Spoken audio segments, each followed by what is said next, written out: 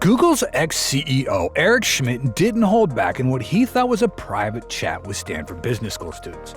He spilled some jaw-dropping insider tea, took shots at the tech industry, startups, and global competitors, all with no filter. While Stanford quickly pulled the interview offline, here's everything you need to know about what went down. At the start of his talk, Schmidt engaged students with thought-provoking questions about AI and technology. He asked 3 questions and then later revealed their answers. His questions were, who can explain what a 1 million token prompt window is? Who can give me a technical definition of an AI assistant? Can anyone define what text-to-action is? Why is NVIDIA's market value at $2 trillion while other companies are struggling? What are the technical reasons? He then tried to establish the answers to all of these questions. He introduced the concept of a 1 million token prompt window, explaining it as the capacity for AI to process inputs up to 1 million words or an equivalent multi-turn dialogue. He then defined an AI assistant as a large language model equipped with state and memory to accomplish tasks. Schmidt also described text-to-action as the ability of AI to output executable code or programmable instructions rather than just natural language. Lastly, he addressed NVIDIA's $2 trillion market value, attributing it to the significance of its CUDA development platform in parallel computing, likening its impact to that of C language and highlighting its robust ecosystem of optimized code libraries as a key competitive advantage. He then expanded on the idea of an infinite context window.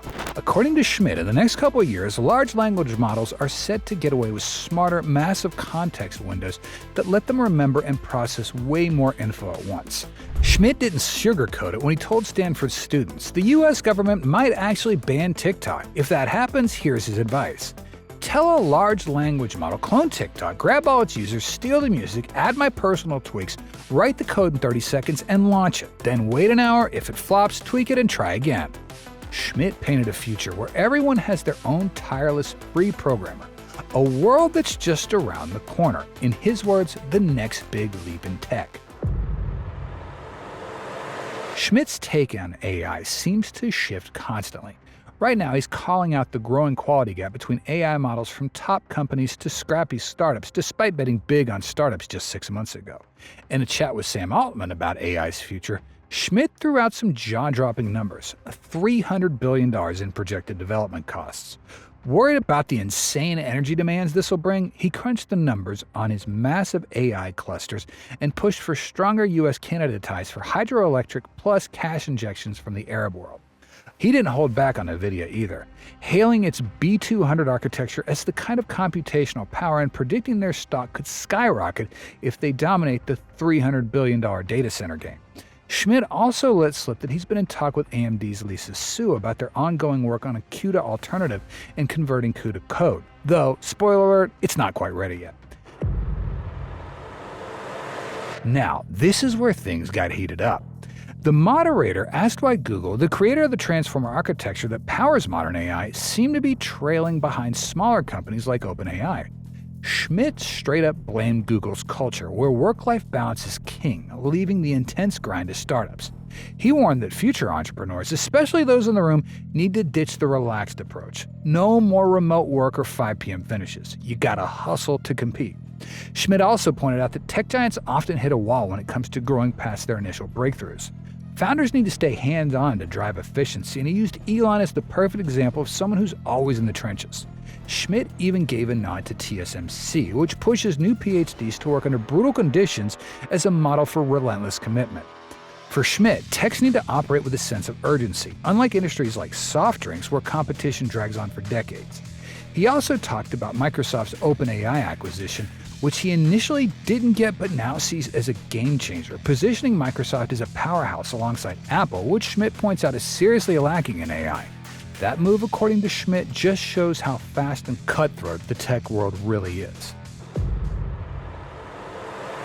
Next up, a student brought up the idea of global AI competition. Schmidt, being the chair of the government's AI committee, gave a blunt assessment. He told the panel that the committee had just submitted a detailed report to the White House and Senate confirming that the U.S. is currently leading AI, but needs to keep the momentum going with massive investment. The report made it clear only a few countries like the US and China have the resources, talent, and ambition to dominate AI development.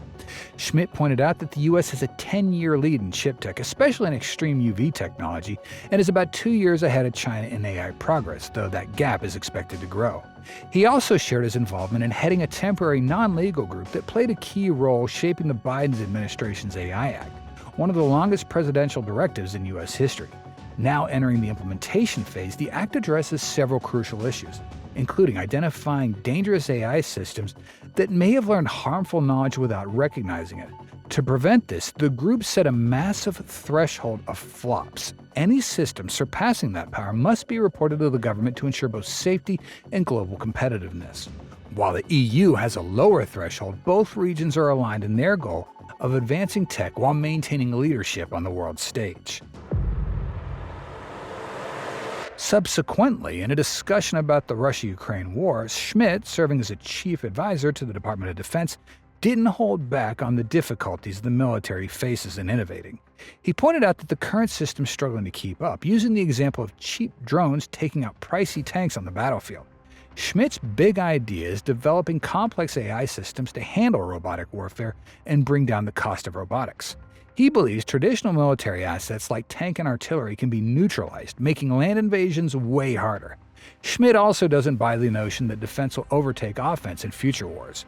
He argued that attackers will always have the edge, as offensive tactics inevitably beat defensive ones. To stay ahead, Schmidt stressed that defense needs to be built on a solid offensive capability. He also dropped a bombshell. He's now a licensed arms dealer, with his company developing offensive systems currently being used in the Ukraine conflict. During the Q&A session in the end, Schmidt talked about the flood of cash pouring into AI, calling the scale of investment unprecedented. He's spreading his own bets around, unsure which company will come out on top. The prevailing thought in the market is that creating true intelligence will lead to endless profits. Schmidt used the example of investing $50 billion in a company, asking how much intelligence would need to be generated just to break even. He's expecting a massive investment bubble to form before the winner becomes clear, a trend we've seen in past tech booms. Schmidt himself has invested in companies deploying AI at scale to aid their programmers, and a company that's using AI to automate chemical testing and learning. During the same question-answer session, he revealed some questionable yet interesting Silicon Valley tactics. Schmidt didn't mince words when he was asked about building a TikTok competitor. While he made it clear he doesn't support illegal music theft, he was blunt about the reality. He said that if a product takes off, the legal mess can be cleaned up with enough cash. He pointed out that if the product bombs, no one will even care about the content theft because no one will be using it. Schmidt jokingly advised, "Copy first, then use money to settle legal issues," admitting that's how Silicon Valley often rolls. Then added with a smile, "Don't tell anyone I said this." All in all, it was an insightful discussion and a tech guru's frank insights on what's going on in the industry. I made another video discussing how China's silicon is way different than what you'd imagine. Click now and I'll catch you there in a second. See ya.